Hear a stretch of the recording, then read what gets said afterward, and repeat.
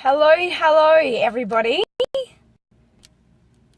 Oh, sorry, I'm just, hang on a second. Sorry about this. I'm just making sure that I've got my headpiece turned off so that you can hear me.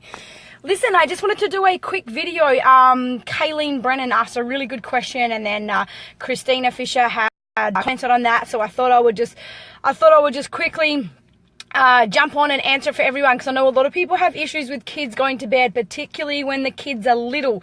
So rather than just responding to people individually, I thought I'd just do a quick video in the group to be able to let everyone know what to do here.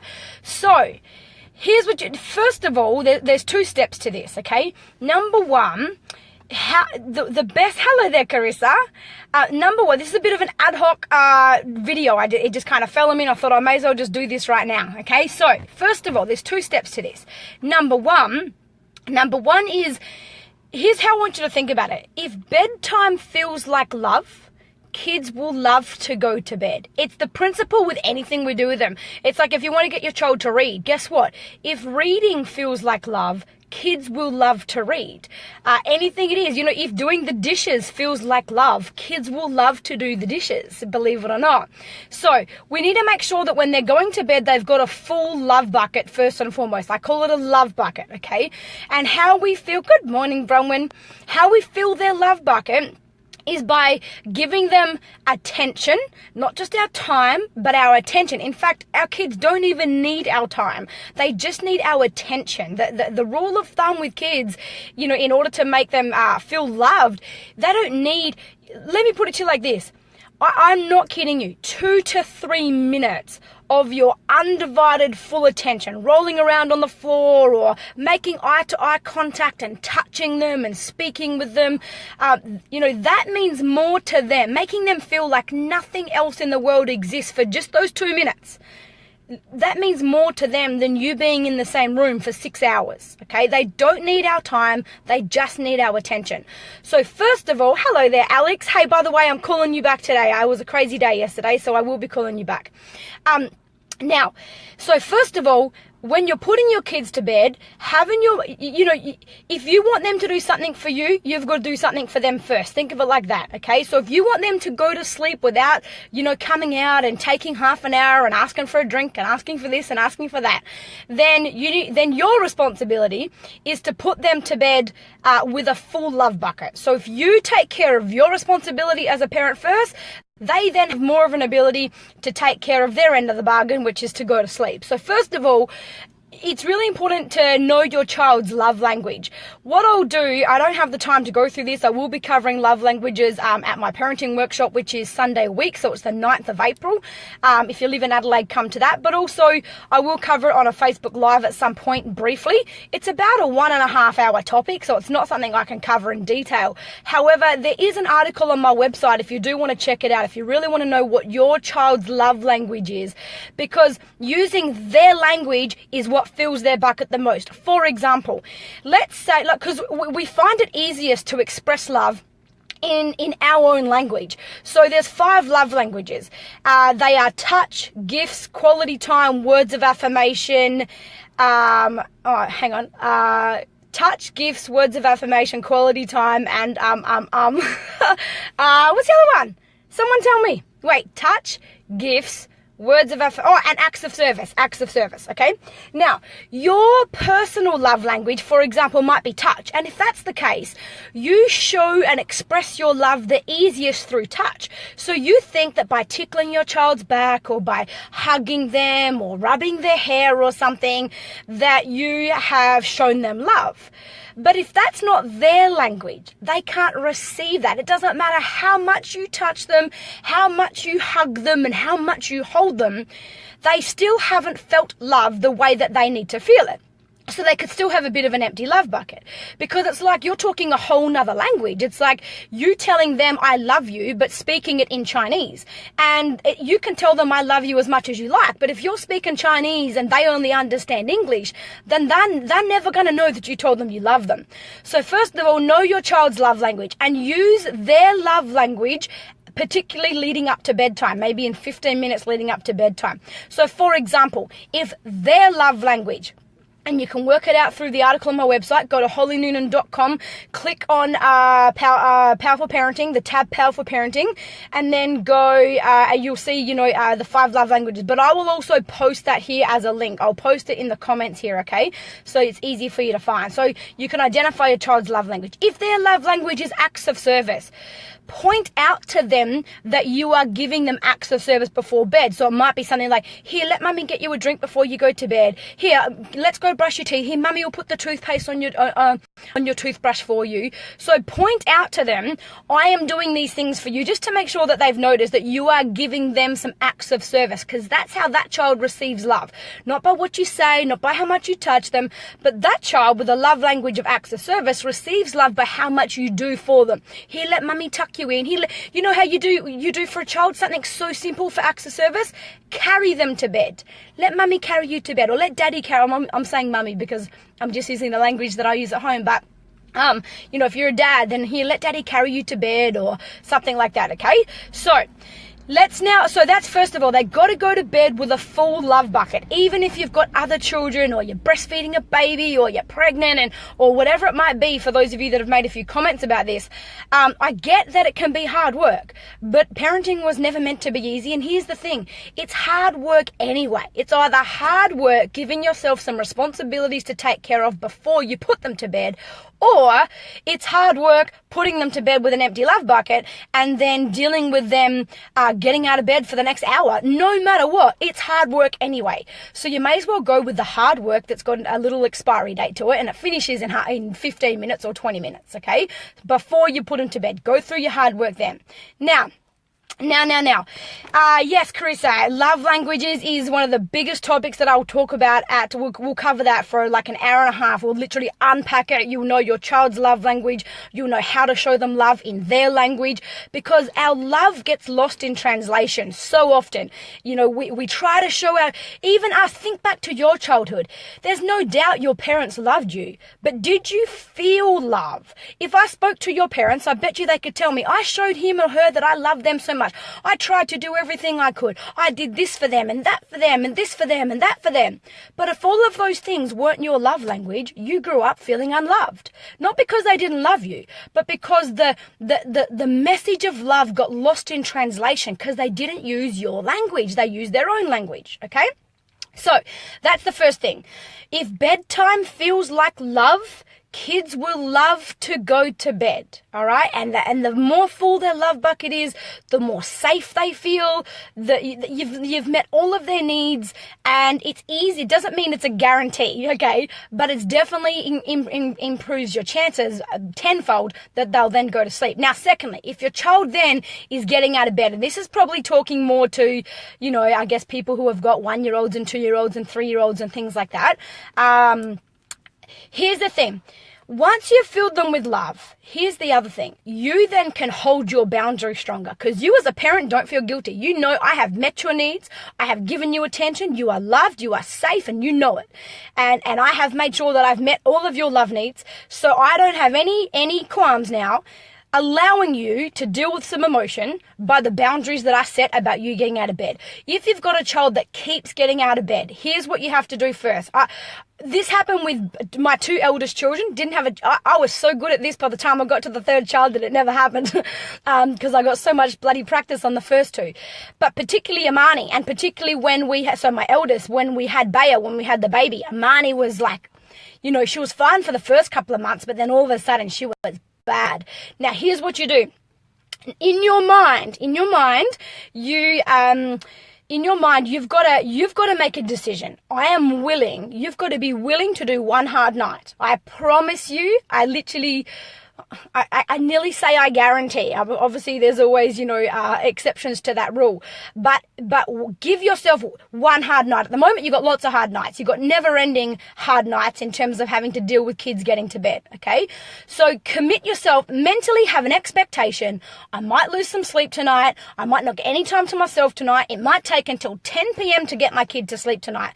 But if that's the price that I have to pay to have them in bed, have them asleep within 3 minutes after I walk out of their room every other night, I'm willing to pay that price. So first of all, have that mindset as a parent, because if you set an expectation it'll work in the first 15 minutes and it doesn't, then you start getting frustrated, you start getting resentment, you start getting angry. That energy field then rubs off on the child and affects their energy field, and there is no way any child can feel safe and secure and comforted enough to be able to fall asleep when they've got that kind of energy projected at them. Okay, so number one, you have to take responsibility as a parent, if you want to get on top of them getting out of bed, to control your own energy field, all right? Now, here's what you do. Hello there, for those of you who have just joined. I literally just doing this I haven't even done my hair today. I'm in the car park of my kids' school. But I just saw some comments and I thought, you know what, I'll just get this done now. So, here's what you do then. You put them to bed. So you fill their love bucket, you put them to bed. Okay, you let them know, there are no warnings, there is no speaking.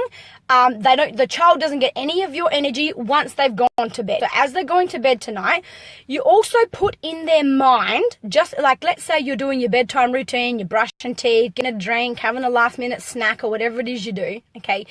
You want to be telling them, I'm so excited to you know what, mummy's going to lay with you or daddy's going to lay with you for a minute tonight. I'm going to give you some tickles on your back or whatever it is that their love language is, all right?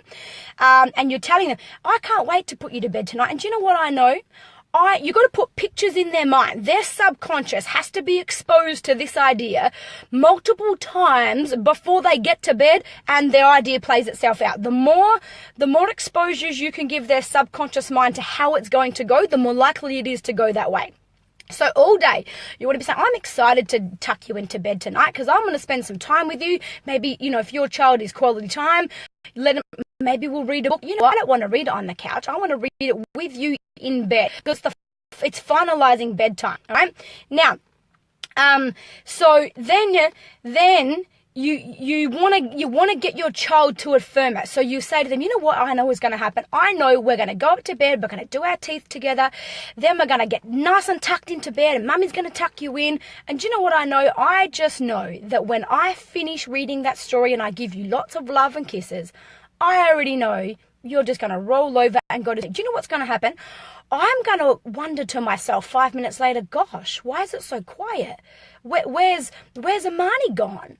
Mamani. But do you know what? I'm going to creep down to your room and come check on you. And I bet you I find you sleeping. That will be why the house is so quiet. I just know. And you tell them what's going to happen because it's giving them pictures in their mind. The subconscious mind only thinks in pictures. It gives them pictures in their mind of what's going to happen, and they see themselves going to sleep. Then you get them to affirm it by telling someone else, you know what, let's ring up daddy and tell daddy what's going to happen tonight. Or let's ring up Nana. Let's call Nana and let's tell her what's going to happen at bedtime tonight. Go on, would you like to call Nana? Then you get the phone, you dial the number, tell Nana, Amani wants to talk to you because we've come up with a great idea. We know that tonight at bedtime it's going to be so different to all other nights. Amani wants to tell you what's going to happen tonight. And then I used to put Amani on the phone. I'll get her to talk to her dad or to talk to her nana or talk to anyone. I want her mouth, her words affirming what she sees, because you cannot see, you can see something, you can think something without speaking it, but you cannot speak it without thinking it. And so I know that if she's speaking what's going to happen after we've already had some discussions, then her mind is getting more solid exposures to that. I used to do this when my kids started going through a phase where they'd cry when I dropped them off at Montessori. And I'd be like, you know what, I'm excited to take you to Monty tomorrow because I know I'm going to walk you in, we're going to write your name, and we're going to hang your bag on your hook, and I'm just going to go to the door and go, bye, Mummy. And I know, you know what's going to happen? I bet you turn around to me and just go, bye, Mummy, have a good day. And I'll be like, wow, and I'll just walk out and I'll see you playing so happy with your friends. And I would give her that exposure a couple of times, and then I'd get her, hey, have you told Daddy what's going to happen at Montessori when we go tonight and tomorrow? So you do it a day or so before. And if you've got little kids, you talk this all day. I'm so excited about bedtime tonight. And you just remind them every hour or a couple of hours. If you can give their mind at least 6 to 7 exposures to how this is going to play out before they get to bed, it will drastically improve what happens at bedtime. Then, yep, you do them all at the same time, Krista. So, yep, you let them all know this. NLP. You let them all know this. And then, and then you tuck them all in one at a time and they wait for their turn, and tonight it's your turn to get tucked in first and this and that. And you tell the first kid, you know what's going to happen? Tonight, you're going to be the first one that I tuck in. And do you know what I know? I bet you. So this is what I would say to Miami. This is only like a couple of months ago on the school holidays. We got out of routine a bit and she started not going to bed. And I had a conversation and I said to her, I'm going to tuck you in first tonight. And do you know what I know? I bet you that by the time I've tucked in Bea and Amani and given them some love and given them some kisses and 5 minutes each, I'm going to come back and check on you, and I bet you're sleeping. I bet you are. I bet you're asleep before I even finish with Amani and Bea. But I'm going to come back and check, once I finish. So I would just and then you tell the other girls, I bet you, but while I'm dealing with Miami and Bea, by the time I come into you, because you've got to go last tonight, it's your turn to go last tonight, I bet you by the time I come into you, you've already quietened yourself down so much that you're nearly asleep by the time I come in to tuck you in. Now, so you've done all of that. Now you put them into the bed. Now, here's what happens, okay? This is where you've got to get your mind strong and ready to have one hard night, okay? So that you can have every other night as a good one. Then once they're in bed, now, there is no more speaking. There is no more eye contact. If they get out of the bed, you've got to commit to this. We did this with Amani, and I hate to scare you, but when we did it with Amani, I remember the night, it literally took 82 times. You won't believe that. 82 times. It took us, I think it was like an hour and 15 minutes, and she got up 82 times within an hour and 15 minutes. But you have to be consistent. We'd already made our decision, and we were controlling our own energy field. Okay, so you've just got to, no matter how long it's taking, this is personal growth for you as a parent. Okay, don't allow your tolerance to lower at the 20-minute mark compared to what it was at the 1-minute mark. This is a growth time for you as a parent. If you had tolerance in the first 5 minutes to pick them up and put them back to bed, then why don't you at 20 minutes? It's got nothing to do with the child. It's got everything to do with you and your ability to control your emotions and your perspectives. And you might be tired, don't get me wrong. Okay, but you're tired anyway. You're tired every night because the kid's not going to bed. So what you do is, once you've done the whole bedtime routine, you've exposed their subconscious, you've used their love language, you've tucked them in, you've filled their love bucket. Hi everyone that's just joining. Make sure you go back and watch the start of this if you've missed, because I've covered some really good information that kind of leads to what I'm going to say next. Then that child gets out of bed, there's no eye contact and there is no speaking. You pick them up, you put them back, you walk out. That's it. They get nothing from you. They need to not even feel you energetically. They can't feel you. You can't even be angry but pretend that you're not angry. You've got to control yourself enough to not even be angry. Okay? The child is learning. So you pick them up, you put them back, and they get out. You pick them up, you put them back. And this is all you do the whole night. I don't care if it takes you 2 hours. You do this one time, okay? The second night, they might get out of bed 3 or 4 times. So the first night with Amani, she got out of bed 82 times. And when I started to... I was basically starting to lose my shit. Then I would tag team my husband and it'd be like, okay, it's your turn now. And then he had a clear energy field. I'd go calm myself down. And so now she's dealing with him. Same thing. No eye contact, no speaking. If she speaks, totally ignored. Okay? They got to get nothing from you. They're trying to access your energy, any kind of energy, because if they can feel your energy, that's a connection. So you want them to essentially not be able to give any connection. So there's no reason for them to stay up and get something they're looking for. Okay? You've got to be strong. You've got to be consistent, and you've got to commit to this for at least one night. The second night it might be 3 or 4 minutes, and then by the third night it should never happen again. Okay, so now what we would do also is when we knew she was going to get out, so we would pick her up, put her back, walk out, go back out into the kitchen and sit down, pick her up. You can't be angry. You see her, I used to see her like over there at the edge of the passage, and I'd just get up, go back, put her down, make sure there was no energy that she could feel coming from me. Okay, and then what we ended up doing when it got to, the half an hour mark, we didn't even bother going into the lounge room. What we would do is go halfway up the hallway, and I'd stand in the bathroom, and I would look out the edge of the bathroom down to her room, so that when she got to the edge of her door, she saw me, she put herself back to bed. And you stand there. I don't care if it takes you half an hour. This is one night. All right. So if you want to fix Infinity Nights, do the hard. You can't. Don't expect life on a silver platter, parents. Like, don't expect things to be easy. Like, it's hard anyway. So you just get to choose what kind of hard you want. You want the hard, indefinitely, with no end in sight, or you want the hard that's got an end date and expiry date. It's hard for 1 or 2 or maybe 3 nights. Okay. You've got to be consistent, and it's all about energy fields. I promise you this. Okay. So. Excellent, Maria. Beautiful. You've just got to make a decision in advance, discuss it with your partner if you have someone else in the home with you, and make sure you're both on the same page. It's all about energy. And you want to, when you are starting to lose it, and no matter how hard you try, you're at the edge of your growth zone and you're about to explode. It's the other person's turn because they haven't been dealing with it, so their energy field should be clear, and now it's their turn to deal with the kid, and vice versa. If you're by yourself, you just got to roll with it. You just have to, and you've just got to go through more growth. And don't be sorry for yourself. That's the lesson you asked for in this life, which is why it's happening to you. Don't even allow yourself to enter any kind of victim state of mind where you're like, oh, it's so much easier for people that have got a partner. It's all hard for me. No. For whatever reason, life is the way it was meant to be. Everything is as it's meant to be. You are supposed to be in that situation. It's supposed to be exactly like it is right now. And this is a moment of growth for you as a parent. And the child is not just here for you to teach lessons to. The child is here to give you some lessons. So right now, you're receiving some of your life lessons from your child, and they're in place as your messenger right now. Okay, so hopefully that makes sense. That's it for now. I didn't even expect this to go so long, but I'm glad that I've covered it in some detail. So just to recap, know your child's love language, expose their mind to the idea of how it perfectly plays out. You can even get them to do some meditation. You don't do it at bedtime, though. You've got to do it earlier in the day. Close your eyes and let's have a minute together.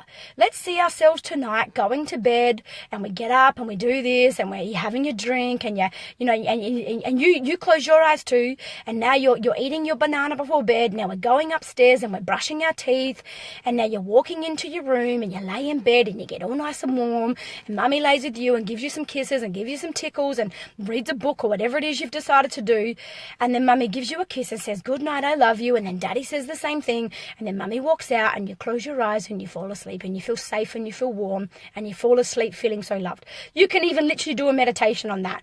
Do it not just at bedtime, do it during the day and then again at bedtime. All right, we do that with our kids quite often, especially when they've had a bit of a crazy day or crazy weekend or been active. We will do some meditation, and that's pretty much how it ends. So we'll do it just before bed, and we'll get our kids to focus on being in the now. And how you do that is by your 5 senses. So you go, what is it you see? So you can sit anywhere. Maybe you're in front of a plant. What can you see? Look at the beauty of the leaves. Can you feel the energy that comes from that plant? Because that plant is alive, just like we are. What can you hear? What are some sounds you can hear? And you just tune in to your 5 senses. That's what makes you be in the now. So we calm them down by that, by going through, what do you feel? You're sitting on a chair right now, but can you feel the chair touching your bum? Can you feel the chair on the back of your legs? If you've got shoes on, can you feel the shoes wrapped around your foot, or wrapped all around? You can feel it on the sides of your feet, underneath your feet. Where can you feel your shoe touching you? So this is a way to just, meditate with them. I'll do another topic on that one day, but, bring their mind down. And then, now while we're here and we're nice and calm, let's see ourselves in a minute. We're going to get up and we're going to go to bed, and we're going to walk. We're going to be so heavy and relaxed. We're going to get up out of here and we're going to walk, and our legs will feel heavy. We'll go to the toilet. We'll brush and do a whole meditation on it. So their mind has seen what's going to happen before it happens. You expose, instead of saying, are you going to go to bed tonight? When you tell your kids, now tonight when we go to bed, no getting up. You know what you've just put in their mind? Getting up. You're also telling them, I expect you to get up. I don't have an expectation that you'll go to bed. I am warning you on all of this. If you get up tonight, this is what's going to happen, and that's what's going to happen. You are just continuing to strengthen the behavior you don't want, and you're also putting some negative expectation on your child. You're saying, hey, I don't believe in you. I believe you're this, bad, naughty little child. Make my life hard, and I need to warn you and threaten you and all this kind of stuff. Okay? So this is also a way to... Awesome, Alex. Yeah, thank you. Kayleen, I did this for you. This is the answer to your question, darling. Thank you for asking. A lot of parents will benefit from this. Make sure you go back and watch the beginning. Now, that's it from me. I'm done. I'll post the link to knowing your child's love language. If you've got a lot out of this and you live anywhere, I don't care if you're 4 hours away from Adelaide, if you can get to Adelaide on Sunday the 9th of April, and I'll be promoting it in this group, make sure you get to the parenting workshop. We're doing 2.5 hours of I'm going to do my biggest, hottest, deepest topics that have the biggest impacts on the kids first, and then we'll do a series of topics over the next 6 months. Okay, so hopefully this has helped. And you know what, guys, do me a favor, like, please, if stuff work for you, please share it. Isn't it interesting that, when anyone's got anything controversial to talk about or a negative thing, we can all find time to sit there doing a big comment on how much we disagree with something and putting our opinions out there and being argumentative.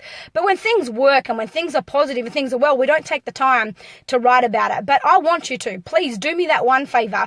If there's anything you can do in return for me, it is just that. It is just comment, post in the group, ask questions. I'll cover videos to answer it for you. But post your results, because not just for you, and certainly not for me, but the benefit of the people who can read that and get renewed hope and, believe that things can get better as a parent, because it's exhausting sometimes. Please share whatever happens. And